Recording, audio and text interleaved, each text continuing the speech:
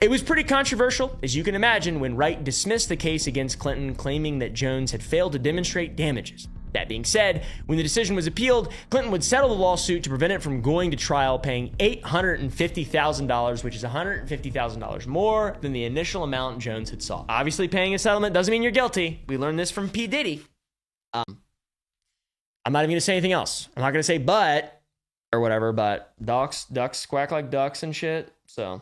and all that. But yeah, of course, the settlement, there's no admission of wrongdoing, there's no apology, and Clinton's lawyers would maintain that Jones' claims were baseless and that the settlement was agreed to only to end the lawsuit and just move on. And while Judge Wright had thrown out the case against Clinton, she wasn't entirely on his side. In fact, she held Clinton in civil contempt of court, a first for any sitting president, writing that his testimony was intentionally false. And as a result, she fined him $90,000 and referred him to the Arkansas Supreme Court, which would suspend his law license for 5 years.